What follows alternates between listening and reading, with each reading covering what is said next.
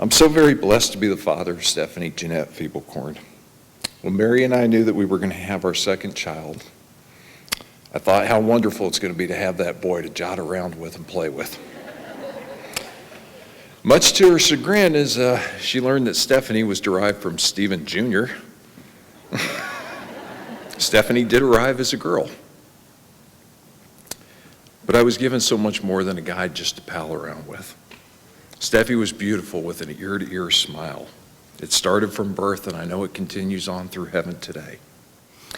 If ever is a tomorrow when we're not together, there's something you must always remember. You're braver than you believe, stronger than you seem, and smarter than you think. But the most important thing is, even if we're apart, I'll always be with you. We're overwhelmed by the unfairness of it all, the suddenness of it all, the tragedy of it all, and the finality of it all. What we fear most are things that are really unspeakable, difficult to verbalize, like the sudden passing of a 21-year-old with a brilliant mind and a bright future, and as we've heard today, with such an abiding and large heart. It may not be obvious to some, but Steffi was all about Disney. Walt was a mentor to her, an older soul to her. And what Walt encompassed was he wanted to build parks and places where families could come together and be together and enjoy life together. And she said right at that moment, that's what life was all about. Family, friends, joy, being together, being happy. And she set her mission in life at that point. She said whatever she did, it had to end with somebody being happy. "How do you spell love?" said Piglet to Pooh. "You don't spell it, you feel it."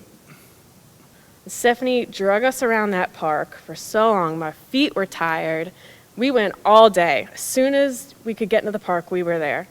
And she had us hyped up on Dole Whips and cotton candy and anything that had sugar in it, we probably ate that day. I think we dream so we don't have to be apart for so long. If we're in each other's dreams, we can be together all the time.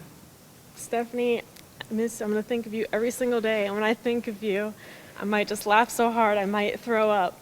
No one might get that, but Stephanie knows what it means. I will throw up when I think of you and when I laugh. I will close with a quote that was written 2,500 years ago and that I heard first many years ago. Actually, I heard it first delivered by Robert Kennedy on the occasion of Martin Luther King's assassination. But it captures, it came to mind as I was learning of this awful accident last year, and it captures much of what we've heard here today. It's from Aeschylus, and it is, "In our sleep, pain which cannot forget falls, drop by drop, upon the heart, until, in our own despair, and against our will, comes wisdom through the awful grace of God." Please accept our sympathy and prayers. Thank you. There is no way I can say goodbye to Stephanie because she will be in our hearts forever. So all I will say is farewell for now. I can't wait till our next conversation and meeting.